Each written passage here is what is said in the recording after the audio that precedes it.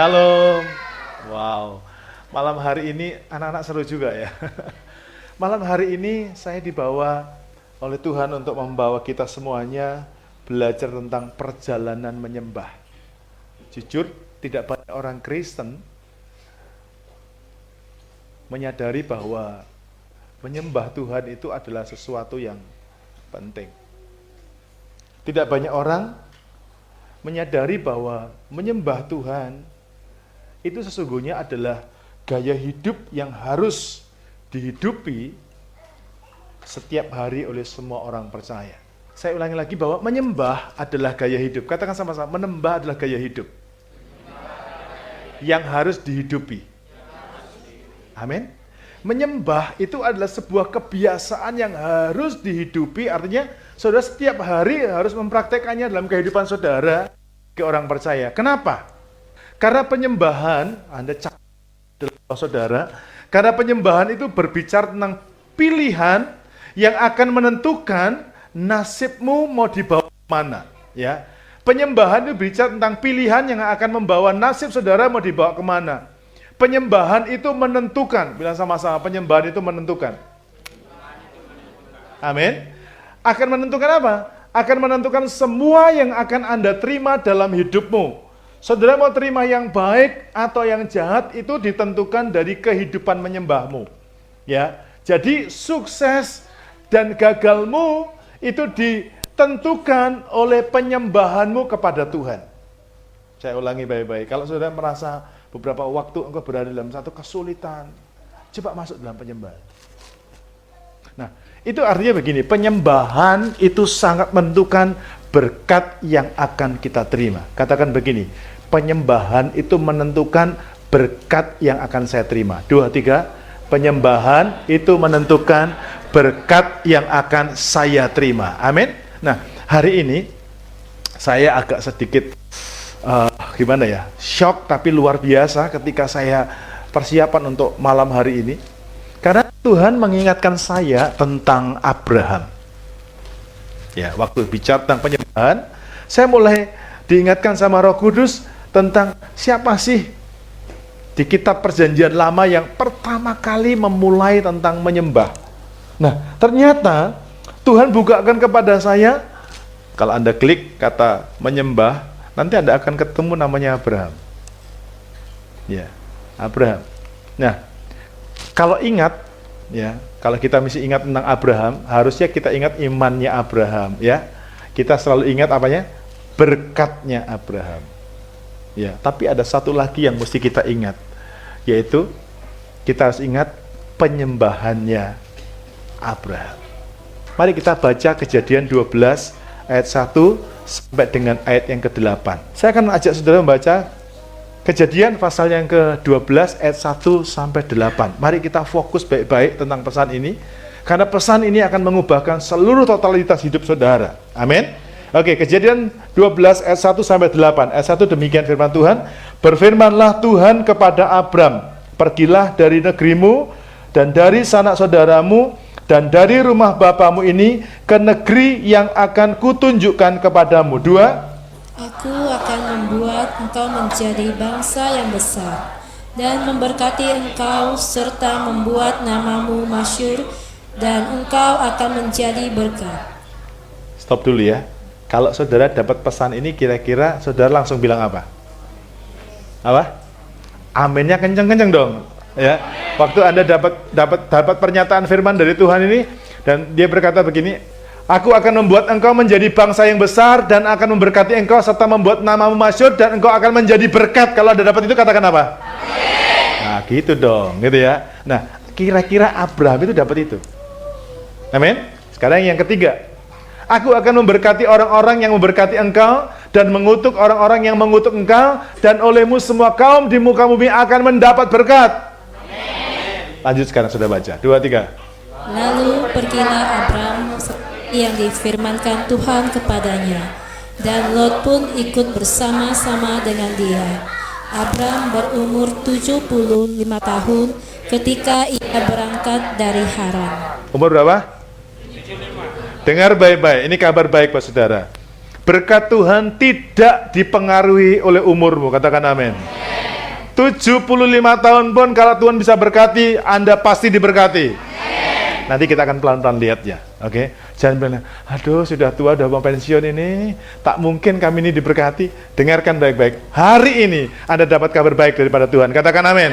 Sekarang kan saya bacakan ayat 5. Abram membawa Sarah istrinya dan Lot anak saudaranya dan segala harta benda yang didapat mereka dan orang-orang yang diperoleh mereka di Haran. Mereka berangkat ke tanah Kanaan lalu sampai di situ. 6.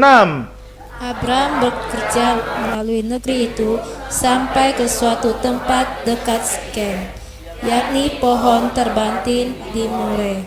Waktu itu orang Kanaan diam di negeri itu. Ketika itu Tuhan menampakkan diri kepada Abraham dan berfirman, aku akan memberikan negeri ini kepada keturunanmu, maka didirikan, perhatikan ini, maka didirikannya di situ apa? Mezbah bagi Tuhan yang telah menampakkan diri kepadanya. Sama-sama baca 2-3. Kemudian ia pindah dari situ ke pegunungan di sebelah timur Betel. Ia memasang kemahnya dengan Betel di sebelah barat dan Ai di sebelah timur. Lalu ia mendirikan di situ apa? Mezbah bagi Tuhan dan memanggil nama Tuhan. Katakan amin. Saudara, rupanya Tuhan tunjukkan kepada kita, dimulai dengan kepada saya, bahwa ini loh rahasianya, Abraham ini diberkati Tuhan menjadi bapak orang percaya yang luar biasa. Katakan amin. Amin. Nah, saya tidak ingin Anda hanya berpikir berkat, tok, tapi Anda nggak ngerti caranya. Amin. Tuhan itu lebih menyukai Anda mengerti caranya Tuhan. Amin. Tuhan ingin Anda tahu hatinya Tuhan. Maunya Tuhan apa sih? Kalau sudah ketemu dengan maunya Tuhan, ada ketemu dengan hatinya Tuhan, maka semua yang ada pada Tuhan, dia katakan akan jadi milikmu. Amin. Tapi ini dimulai dengan bagian ini. Kenapa harus mendirikan mezbah? Jadi waktu kita baca ini ya, lihat perhatikan ayat 7.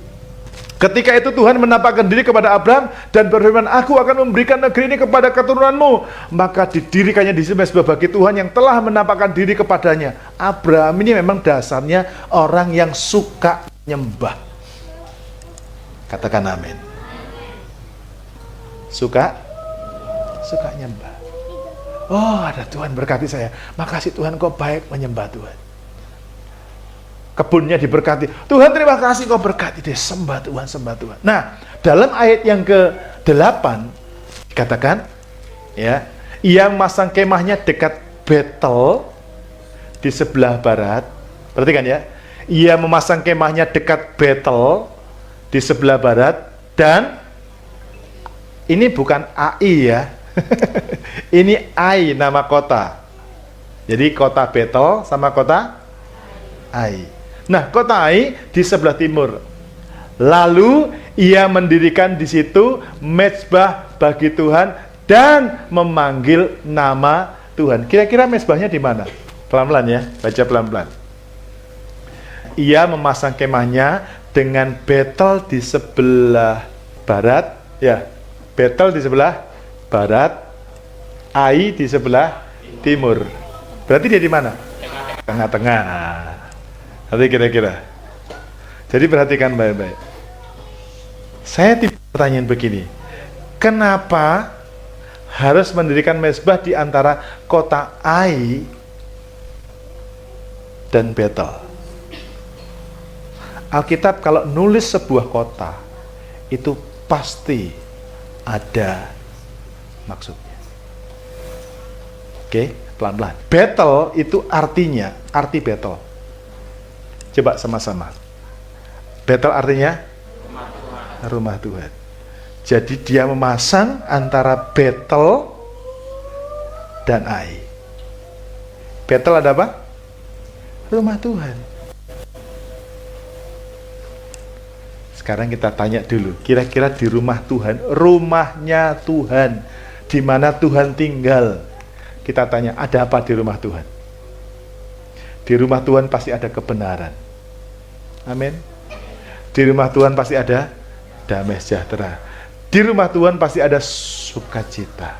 Di rumah Tuhan pasti ada semuanya. Katakan amin. Amin. Kenapa dia bangun di situ? Dia tidak mau bangun jauh-jauh dari Tuhan. Oke?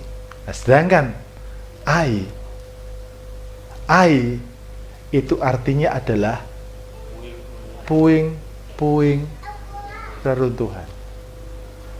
Saya tadi tidak sengaja, pagi-pagi saya ke pasar.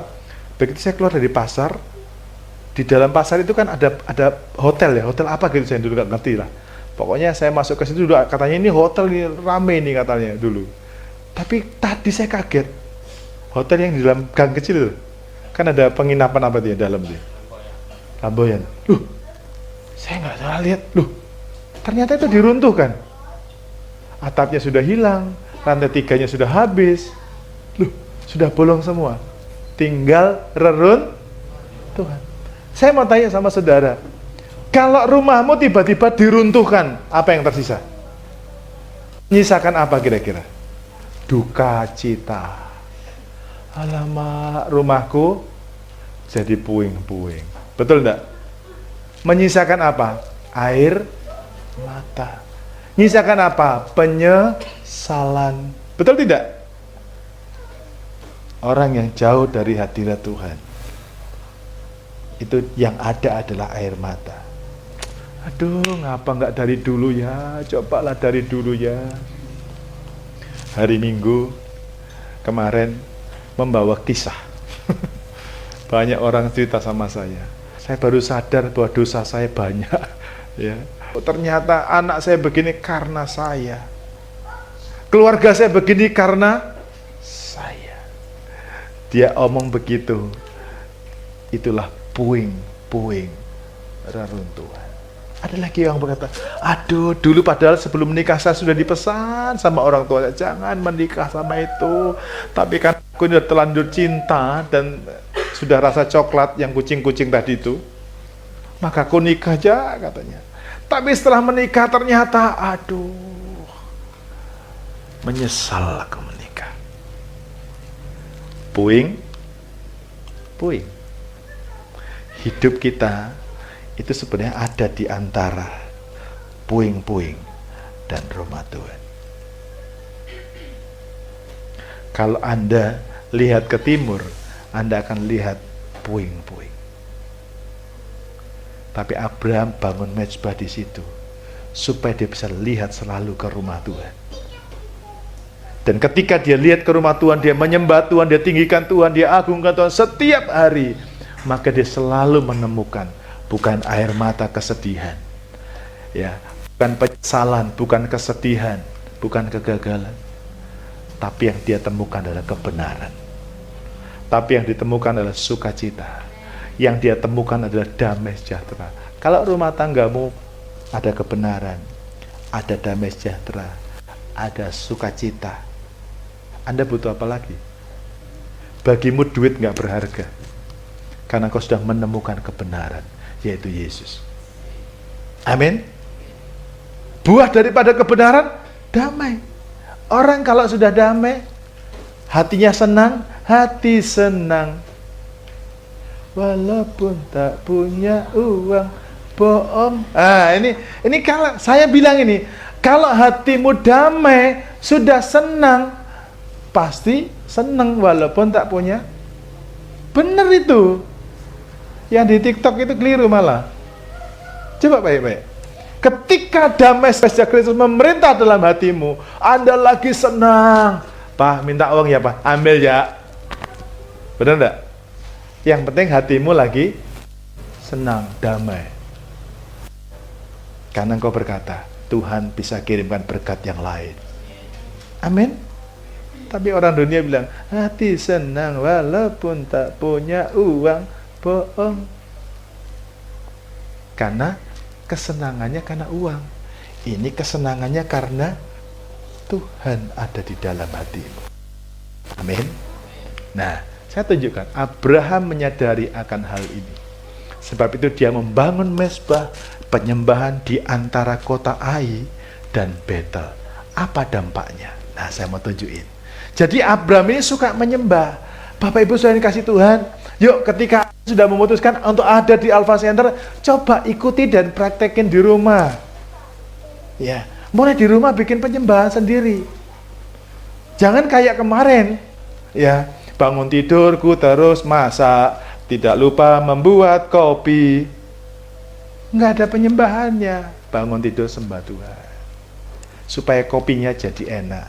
Hati senang walaupun tak ada kopi. Amin, gitu. Amin. Ini bangun tidur nggak menyembah Tuhan, lihat gula nggak ada, kopi nggak ada, marah. Betul nggak? Karena engkau tidak masuk dalam hadirat Tuhan.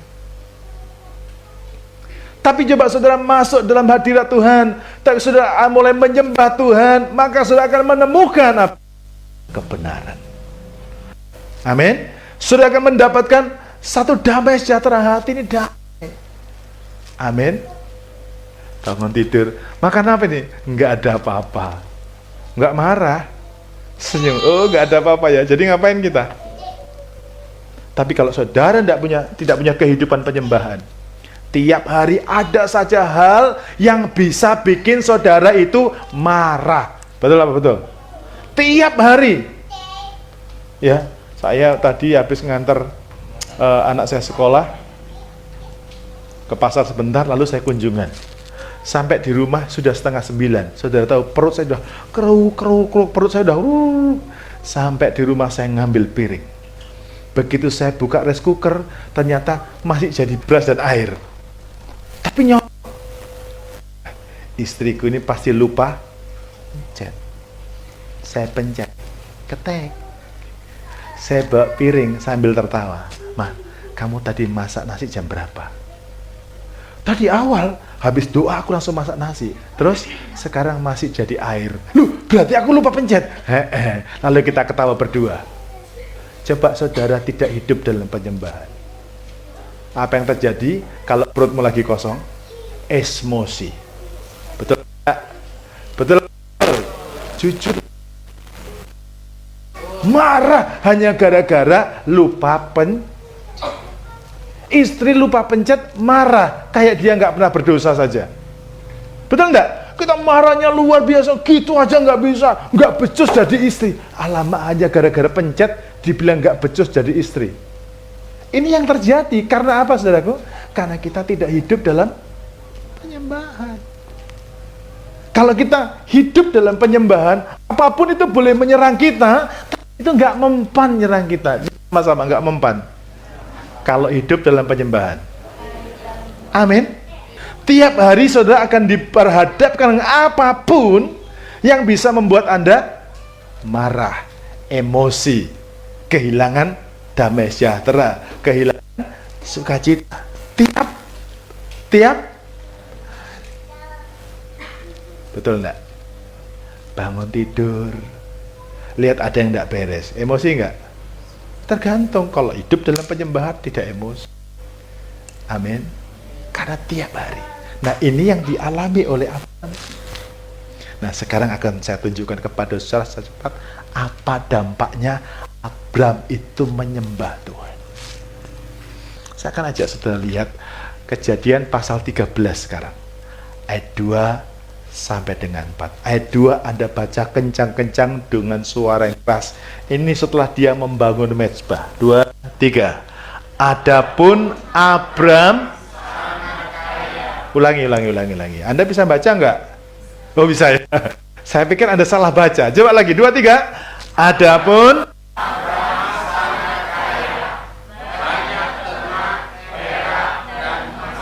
Wih. Coba bayangin. Banyak ternak. Jangan pikir, paling bebek. Enggak. Abraham itu kambing domba banyak. Betul? Tapi juga banyak perak. Orang Dayak sekarang mulai ikut-ikutan. Dompeng. Jadi saya bayangkan Abraham waktu itu juga dompeng. Coba lihat di sini. Betul enggak? Dan emasnya. Gimana dapat emas? Dompeng lah. Ya? Kaya nggak Abram? Kaya. Amin. Abraham hidup dalam penyembahan, dan itu baru satu fase loh saudaraku. Ini namanya belum pakai Abraham, masih Abram yang sombong dan tinggi hati. Sudah diberkati Tuhan, luar biasa karena dia membangun apa? Mezbah penyembahan. Ulangi lagi, baca sama-sama, 2, 3. Adapun Abram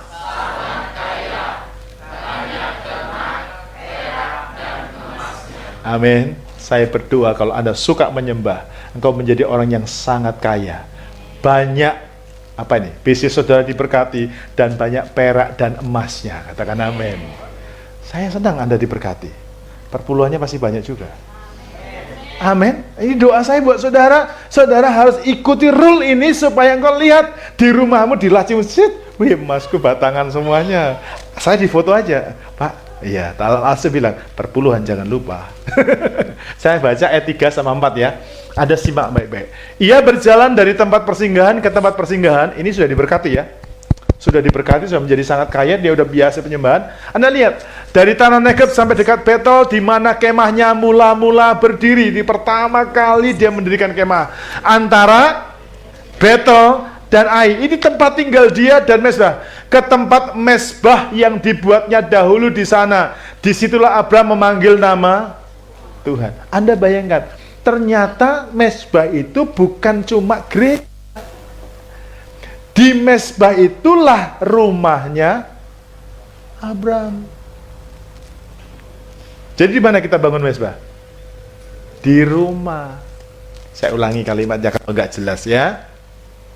Ia berjalan dari tempat persinggahan ke tempat persinggahan, dari tanah Negeb sampai dekat Betel, di mana kemahnya. Kemah itu apa? Sekarang rumahnya mula-mula berdiri antara Betel dan Ai, ke tempat mezbah yang dibuatnya dahulu. Di mana? Di mana di sana itu? Ya, antara Betel dan Ai yang adalah rumahnya. Disitulah Abraham memanggil nama Tuhan. Jadi di situ dia bangun nama Tuhan. Dia menyembah. Saya berdoa, saya suka menyembah Tuhan, suka tinggikan nama Tuhan di rumah. Anak-anak sudah sekolah, yuk masuk kamar. Kita berlomba, istri di kamar situ, kita di kamar situ, kita menyembah. Haleluya, haleluya, haleluya. Jadi kalau Anda lihat istrimu lagi menyembah haleluya ya, Anda harus tergelitik hatimu. Wah, jangan cuma dia, aku juga masuk kamar, aku menyembah Tuhan. Haleluya, haleluya, haleluya. Amin. Supaya apa? Supaya engkau diberkati seperti Abraham. Katakan amin. Sukacita dalam Tuhan.